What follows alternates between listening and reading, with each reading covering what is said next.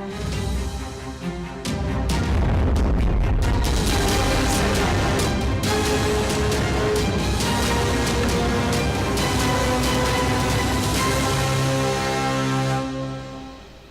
katılımcılar, değerli basın mensupları, efendim bugün çok zamanlı bir şekilde bir forumda bir aradayız. Dünya Turizm Forumu. Böyle bir etkinliği düzenlediği için ben özellikle Bulut Bağcı ve diğer bütün ekibine, ortağına, herkese çok teşekkür ediyorum. Evet, esas itibariyle çoğunluk yine Türkiye'den arkadaşlarımız var ama hayli de konuşmacımız var yabancı.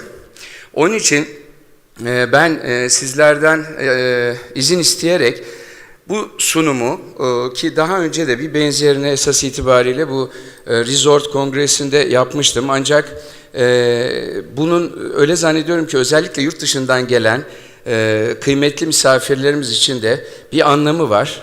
O çerçevede konuşmamı İngilizce yapacağım. So, well, distinguished guests, press members, I would like to welcome you to World Tourism Congress. And this is the main congress, sort of subdivision in Antalya that is held in Antalya today. But indeed, the capital of tourism is Antalya. And right before me, you listened to the ambassador of tourism of this country, Mr. Menderes Türel. I consider him rather than a mayor, an ambassador of this country's tourism sector. So tourism is really so important to this country, and I call it oil, the petrol of this country. So let's go through some slides. No worries, it's just 20 slides. I don't want to bore you. Nevertheless, I just want to give a general overall perspective about my beloved country, Turkey. And this is all about the perspective for the very recent history of her, like the last 15 years. So one side of the screen is going to be Turkish, the other side will be English. So all our audience will easily follow, I guess. Now, everybody is talking about the resilience of this country. Why is it so? Why she is resilient? And we can ask the second question. What happened? What happened to her? But at the same time, we may convert the question into the negative format and ask, what didn't? Let's see what happened, what didn't. I tried to summarize and bring together in one slide what happened to this country in the last 15 years. Actually, starting with a devastating, crisis that financially hit Turkey back in 2001. You remember. And 35 banks out of 81 wiped off the market, and there has been a lot of challenges in every sector when we almost lost our banking sector, which of course paved the way for rational allocation of resources. I just plot down these 5 last terror effects and the casualties. We all know, we are very, very deeply sorry about this. And other major geopolitical events. Now, geological, devastating earthquakes, Marmara, Afyon, and then came avian flu affected Turkey, and then some geopolitical events and almost a hot war in our borders, Iraq and Syria, supposed to be liberated. Now, it's all blood here. And we're hoping our dear neighbors to get back to their happy lives. And on the right-hand side, I listed down what happened since 97 politically. Yes, military memorandum in 97, October 2002, first closing case opened against AKP, the second one in 2007, e-memorandum by military, illegal court case based on fake evidence against top military officials, and second closing case opened against KP. By the way, this illegal probes was not only the cabinet members, but also the opposition leaders. We all remember those. And Gezi Park protests, December 17th and 25th, illegal probe against the cabinet. Same happened, parallel things. And local elections, presidential elections, repetition of general elections, and shooting down the Russian jet and failed coup attempt. While these are happening in my beloved country, what was going on in the world? Let's see the next slide. Yes, here we go. Asian, Russian, Argentina crisis. Greenspan rate hikes. Just within 2 years, ladies and gents, from 1 to over 5%. And the last 3 was made by Bernanke, but it was Greenspan politics.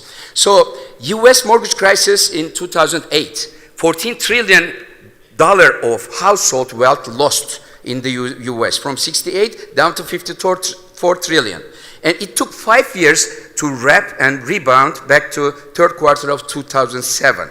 And Fed boosting its balance sheet by almost $3.7 trillion. Same applies to Bank of England, ECB, Bank of Japan.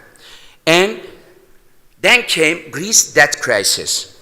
Public debt to GDP reached 177%, and conversion of long-term debts and restructuring of them and discounting like more than 50%. Ladies and gentlemen, I just want to remind at that point that Turkish Republic, although it's not even younger than 100 years, only 93 years, honored all the debts until last penny, inclusive Ottoman debts. So this shows the prudence, I guess, on behalf of Turkey for this part. So Bernanke tapering shocked capital markets, and there has been a lot of outflows back to flights to quality, we call it, $32 billion, and emerging market stock and indices changed radically. And here in these columns, sorry, I forgot to tell you that I tried to show what happened to the currency, devaluation, what happened to the stock markets, and the interest rates, basically, the indicator interest rates. And Brexit and Trump presidency, they all sort of shocked the world, so there has been a lot of changes in the markets. But in the meantime, Turkey was up and running all the time. So what made her that resilient? Yes, in the meantime, independent central bank and monetary policy, some reforms we committed. But some may argue whether our central bank is really independent. But ladies and gentlemen, at this point I would like to remind you that there is a major two trends between the decision makings of central banks. One is rule-based, one is discretionary-based. Now, with this reform, Turkish Central Bank definitely switched from rule-based to discretionary-based, which means a lot for us, like economic units, especially for all countries. And floating exchange rate regime, legal and institutional reforms like new arbitration law approved by the parliament, ambitious privatization program, fiscal consolidation, and it led $50 billion of privatization.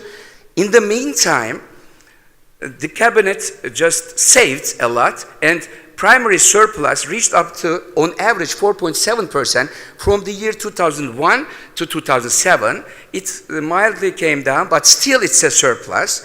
And within every 3 years, there has been a medium-term plan disclosed by the government. And heavy restructuring in the banking system and tight regulation followed it. Consolidation, as I mentioned, the liquidation of some of the failed banks, plus state banks rehabilitation and IPOs. Diversified loan base is also very important. Beforehand, Turkish banking was only sort of a casino banking. Sovereign securities like bonds, T-bills, were the only assets, main assets on our left-hand side, whereas it switched to the loan portfolio within this time span. And strict banking code is also very important. And switching thus to reformist stable politics from unstable populism happened. What did it lead to? Yes, there has been, on average, $123 billion of investment each and every year, 2002, 2015 inclusive, and 85% of this investment has been deployed by private sector. So the economy switched from a state-driven to a private sector-driven economy. This is a big reform. And what was the consequences? From 2000 to 2015, let's walk through the main indicators, macro indicators, and some of the figures, demographic figures. Yes, population, up to $79 billion. GDP, almost triples to $720 billion. GDP per capita from $4.1 to $9.3 thousand. Inflation came to a single digit, still a way to go. Budget deficit is one of the best in Europe, and less than half of Maastricht criterions is 1.2.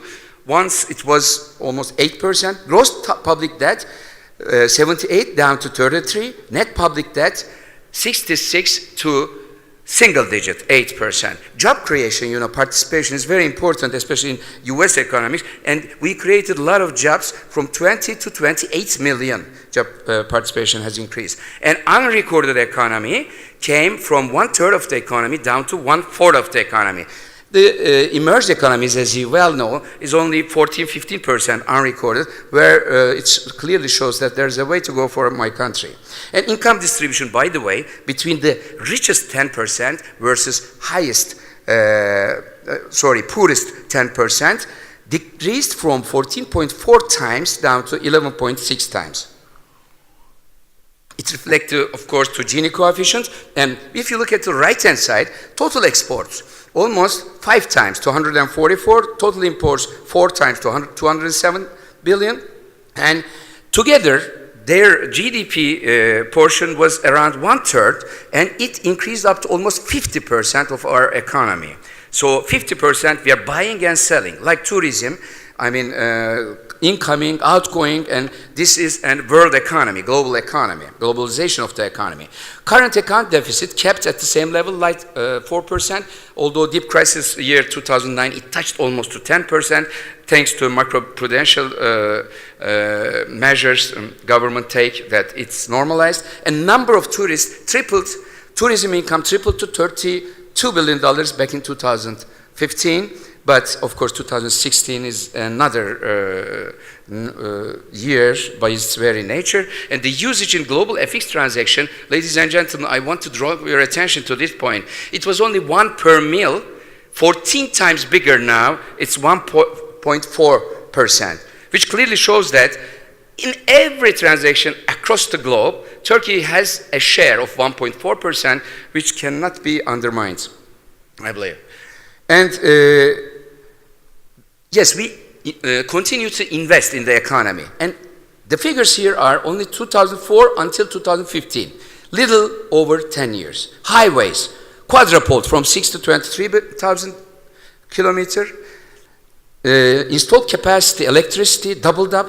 Electricity production and consumption almost doubled up. But the point here, I wanted to point out that our energy minister, Mr. Berat Albayrak, always touched this point because tourism is something like very environmental, I know, but there are a lot of techniques now that you can use coal in your energy mix.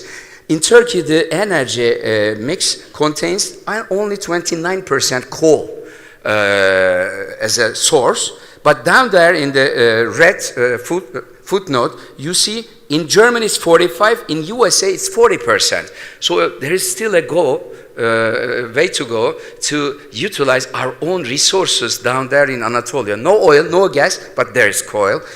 So we have to dig it more. And airports doubled up, Turkish Airlines fleets more than 5 times, shipping yards doubled up, urban railway network from 84 kilometers up to 439 tubes. And number of healthcare facilities, hospitals from 9,000 to 30,000, number of schools 39 to 54.5, number of students 13 million to 16 million. primary school educates people. And number of universities, 71 to 178. Number of university students, 1.6 to 6.1 million. What a figure. But don't you see, I mean, 1.6 to 6.1. Demographically, it's a very young population. There are a lot of curriculum problems, we know, but it is there, we can get over it. And tourism bedding capacity, 900,000 up to 1.5 million. Five-star hotels, this figure, 630, is just 2014. I have to consult to my dear President Murat Bey, and nowadays it should be around 700, I guess, because I know a couple of them, he himself constructed, and Fikret Bey is among us. They did a lot of job in this sector. So, and did we stop? No. Big projects also continued. The completed ones, Marmaray, third bridge across the Bosphorus, Euro-Asian Tunnel. Our President, Mr. Erdogan, is going to have the inauguration day by probably a couple of days from now in December. Osman Gazi Bridge, Cyprus Peace Water projects, and numerous highways. What is going on? In progress, highway projects, third airport, Canal Istanbul, Istanbul Finance Center, high technology hospitals, creating additional 36,000 bedding capacity, high-speed train projects, TANAP, Trans-Anatolian Pipeline projects, Akkuyu nuclear power plant. Yeah, energy, in his Das Kapital, Marx has touched to land, labor, capital as being the three main factors of production. But I would like to add energy. Without energy, you can't do anything. So here we go. Turkey is not a corridor anymore. It is turning out to be a hub of energy, I suppose. Lately, our Prime Minister, His Excellency Mr. Yildirim, was in Russia together with His Excellency Prime Minister of Russian Federation, Mr. Medvedev, and they undersigned a big contract for Turkish pipeline. I hope it will come through, bringing additional 50 billion cubic meters natural gas to the door of Europe through Turkey. And how did it happen? What made it possible? Of course, banking sector was robust. And asset-wise, from 2002 to 2015, it grew from 131 to 813 billion dollars. And the loans, just from $30 billion up to $512 billion. And we have a very handsome share in it, I proudly declare. And deposit from 85 to $430 billion. Deposit is the wealth of a country. That's why it's very important. So, as I said, securities get lower, casino banking, what I call. Loans get 111%, what I call utility banking. We are what this SMEs, corporates, commercials, agribusiness wants.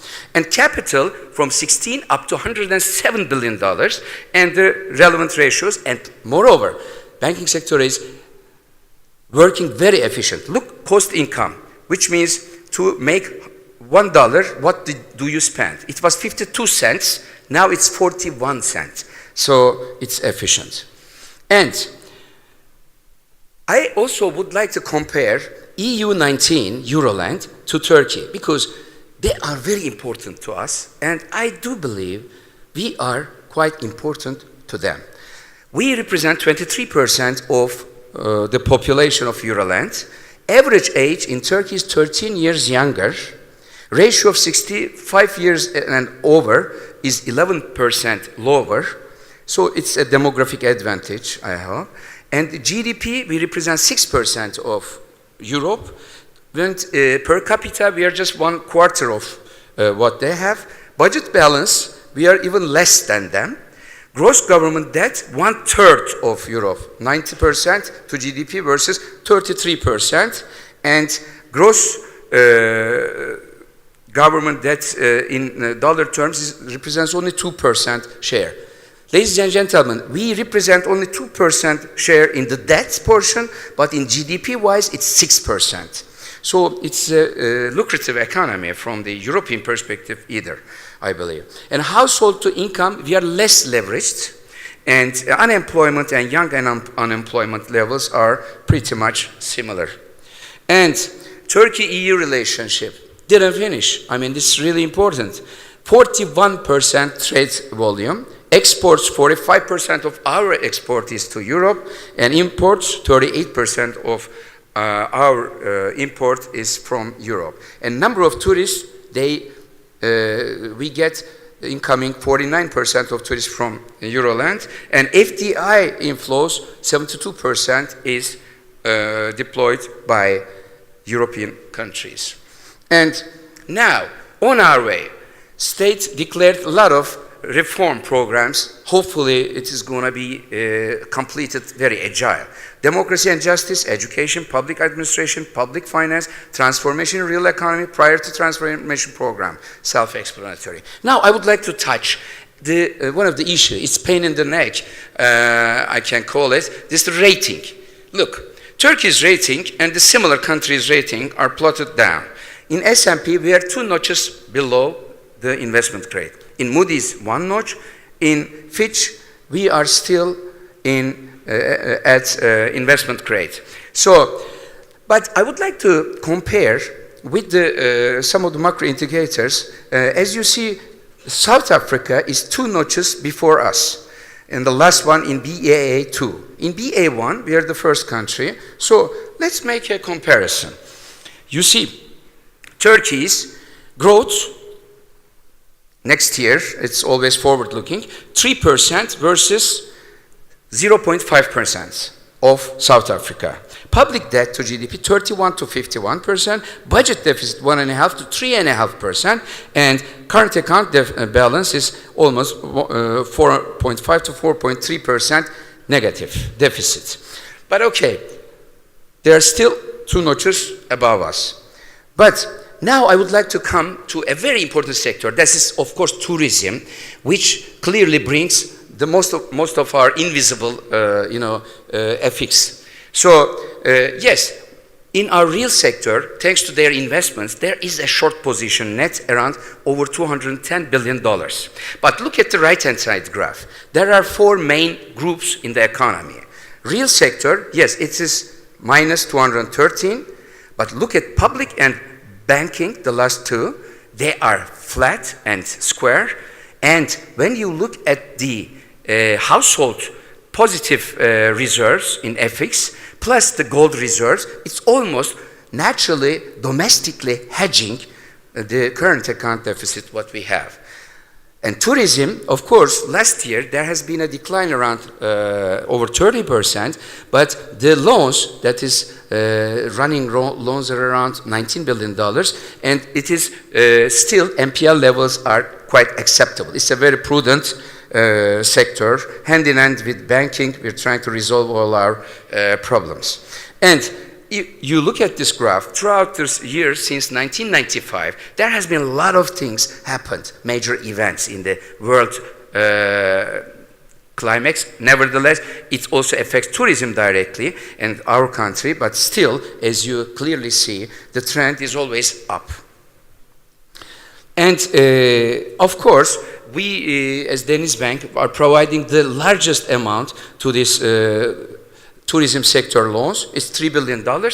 And this year only for working capital and other needs, we increased additional $200 million in such a bad year. And $1.5 billion we restructured, and we are hand in hand, shoulder to shoulder with the sector, trying to do our best. And we brought a lot of positive services and products, like now we are working on ruble acceptance of the tourism revenues from the Russian tourists. So with our central banks, of course. Now, looking forward, there still remains a lot of challenge. And economy, sustaining investment driven, like 5% growth, because considering this immigration plus the population increase by itself, we do need preferably 5% growth. And to keep current account deficit at this level, maintaining country rating grade, at least with Fitch, and lowering inflation and unemployment from its existing level of 8 to 10% down to 5.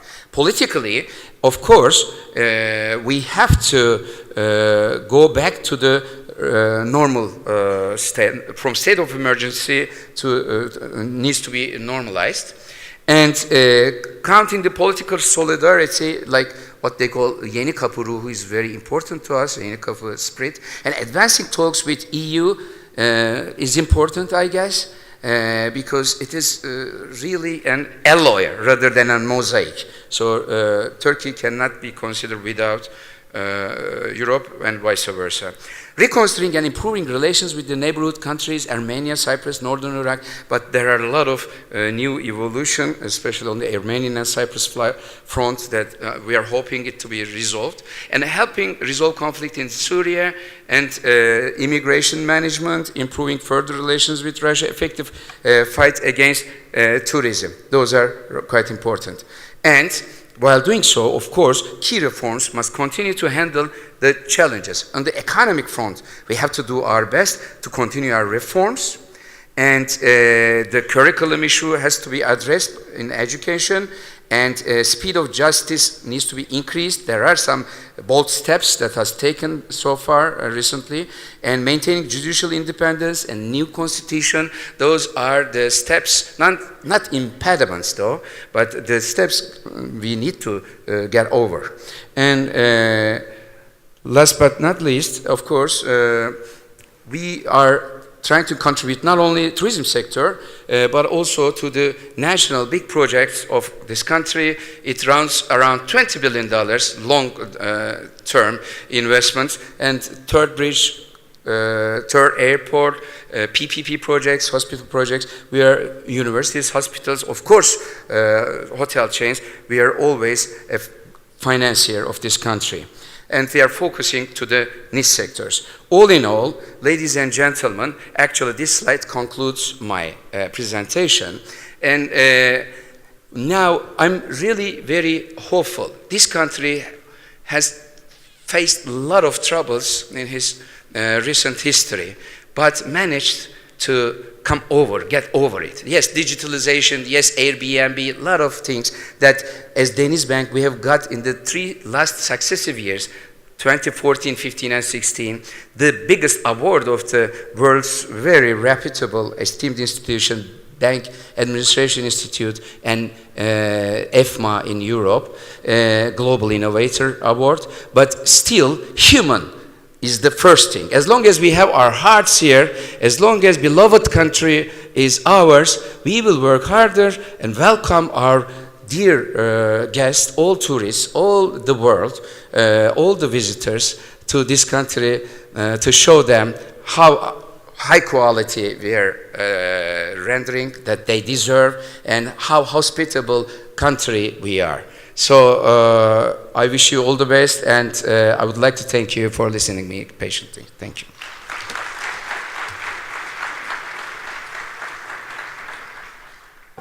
So much, Hakan Ateş, thank you very, very much. I know Mr. Bakça would like to thank you as well, so stay with us here because I think we have a gift for you. I believe we're going to be awarding you a gift.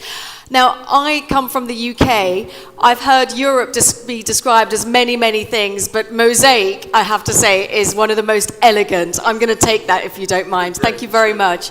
Will we be giving a gift now to Mr. Ateş? Yes. The resilience of Turkey, we do have it in our hearts. It's a beautiful way of expressing it, and Europe as a mosaic. Thank you for sharing that.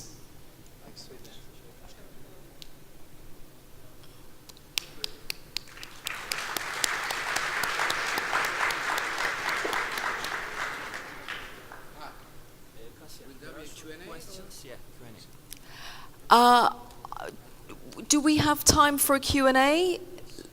Yes, we do. Would you mind staying on for a Q&A? If there is any question, of course. Ladies and gentlemen, we have microphones roaming across the audience. In that case, let's sit down and have a conversation about this. Our first question, I believe, is over here. Should we sit down comfortably? Oh, you don't have a mic. Well, let's stay here. Yes, absolutely, sir. We're just going to wait for the microphone to be turned on. Technical issues. Teşekkür ederim konuşmanızdan dolayı, güzel konuşmanızdan dolayı. Bir sorum olacak. Türkiye'de turizm sektörünün en önemli destekçilerindensiniz. Sizce önümüzdeki yıllar nasıl geçecek turizm sektörü için Türkiye'de? Önümüzdeki yıllar nasıl geçecek? The question is about the tourism. He appreciates that we're the biggest financier of tourism sector. Nevertheless, how do we forecast the preceding years, coming years for tourism? So, if you don't mind, I'm gonna Yes, please. Yes, absolutely. answer it in Turkish. Evet, tabii ki zor bir dönemden geçtiğimizi hepimiz fark ediyoruz. Hepimiz farkındayız. Bu çerçevede şöyle söyleyeyim. Bu ülkenin toplam turizm varlığı 80 milyar doların üzerinde. Bunlara tabii marinalar, işte limanlar, birçok otel zinciri, pansiyonlar, o da bir yatırım. KOBİ'ler mesela şimdi Başbakanımızla bir protokol imzaladık, daha doğrusu TOP, Ziraat Bankası ve Garanti Fonu olarak işte KOBİ'lere nefes, işte 9.90'la bir kredi deklare ettik. Şimdi onun çok daha büyük bir program, yine Kredi Garanti Fonu'nun desteğiyle belki 200 milyar dolarlara, 250 milyar dolara çıkacak çok önemli rakamlardan, 250 milyar TL özür dilerim, çıkacak rakamlardan söz ediliyor. Bu nedir? Şimdi ekonominin dokusu KOBİ'ler ki 99.8'i toplam firma adedenin ve ithalat, ihracat gibi rakamların %50'den fazlası, employment'ın yani istihdamın da %76'sı. Bunlar tabii turizm sektöründe de çokça var. Ve onun üstünde de tabii büyük firmalar, burada da örneklerini görüyoruz Sayın Fikret Bey, Murat Bey. Ve bu tür olaylar Türkiye'nin bir varlığı. Bunu hiçbir zaman göz ardı edemeyiz. Böyle bir şansımız yok. Bunu yaşatmak, kollamak ve ileriye doğru büyütmek zorundayız. Çünkü herkes söyledi, Sayın Menderes Türel'i de ben bir büyükelçi olarak kabul ediyorum, belediye başkanına çok, bu turizmin, Antalya çünkü başkenti. Burada o kadar önemli bir yatırım var ki, bunu yıllar ne olursa olsun, sıkıntılar ne olursa olsun mutlak surette aşılacağına dair inancımız var. Bankacılık sektörünün buna desteği çok önemli. Önümüzdeki yıl da kolay bir yıl olmayacak. Belki turizm sayısında 2014'e baktığımızda, İşte 15'e baktığımızda bu rakamların biraz altında kalabiliriz. Hasılatımız da buna paralel biraz daha olumsuz gelişebilir. Bu yıldan daha iyi olmakla birlikte, bu yıldan daha iyi olacağına dair bir kanaatim var. Çünkü neden biliyor musunuz? Çünkü turist geldiği zaman bakıyor. Bu sene mesela diğer ülkelere çokça turist akını oldu. Fakat Türkiye ile gerek kaliteyi, gerek servis kalitesini ve hizmetini, yapıların iyiliğini, yeniliğini, yakınlığını, charter seferleri vesaire onların düşündüğümüzde yine de Türkiye diyorlar, başka bir şey demiyorlar. Bu Rusya için de böyle, Avrupa ülkeleri için de böyle. O çerçevede Türkiye bu Doğu Akdeniz'in en mutena, en kirlenmemiş tek köşesi ve dünya insanına, sadece bizim insanımıza değil, bütün dünyanın insanlarına hizmet sunuyor. Bunun önüne hiçbir şey geçemez normalde. Güvenlik endişeleri vardır ama o konuda da alınan çok ciddi tedbirler var.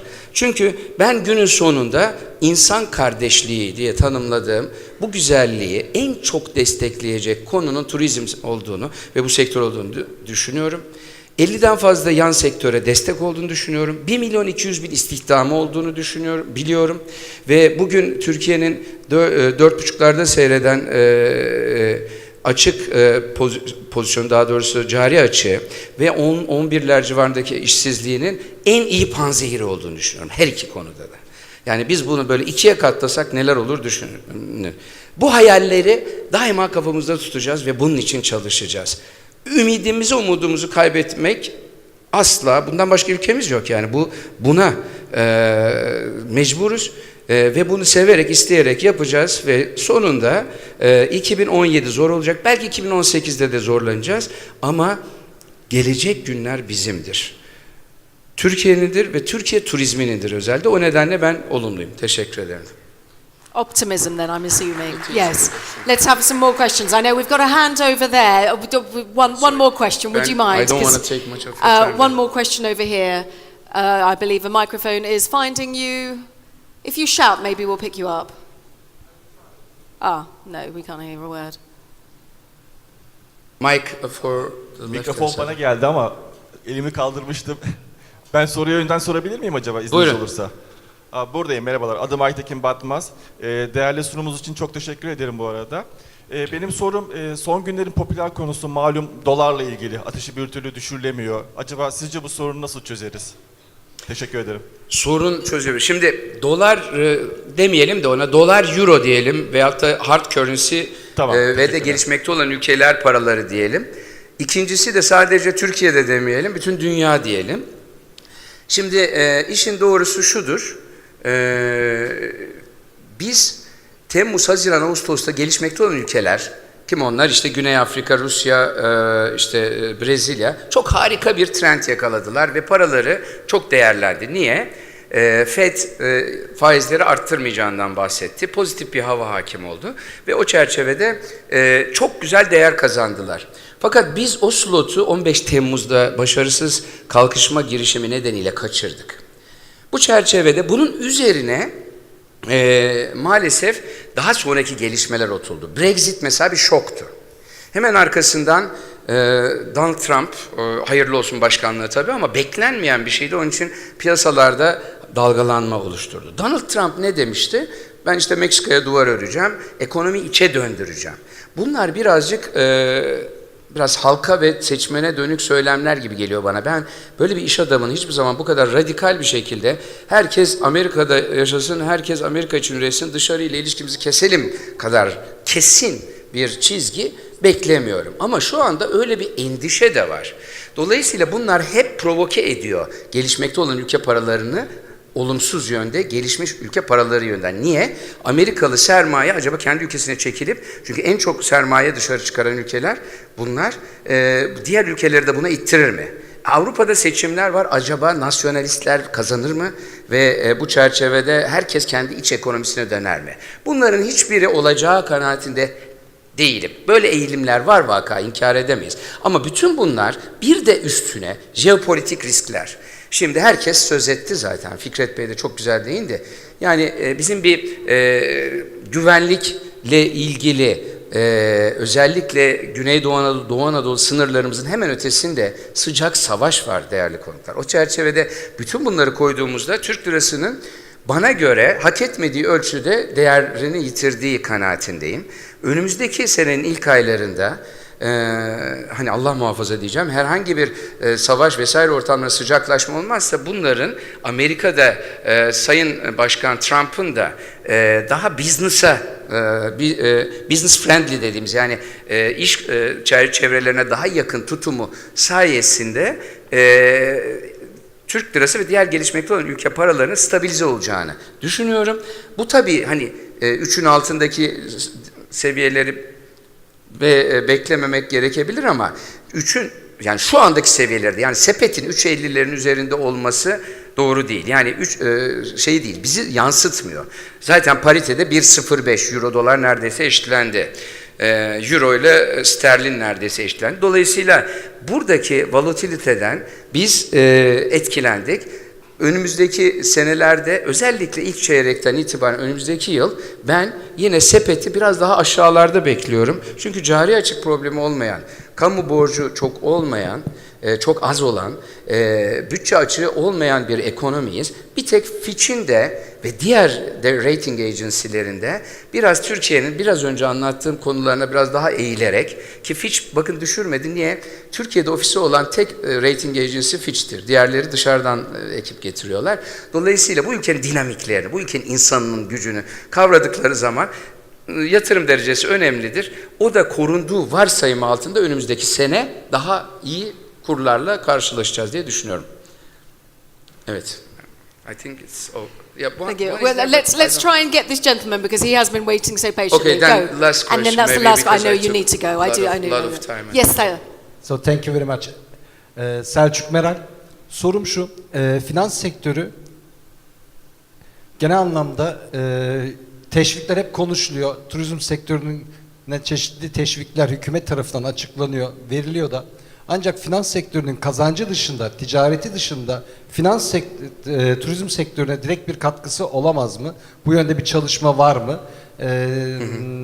Bunu merak ettim. Örnek veriyorum Türk kökenli seyahat ajantaları, örnek veriyorum turizm STK'ları. Bununla ilgili direkt sizin farklı yapılanlarınız olabilir mi?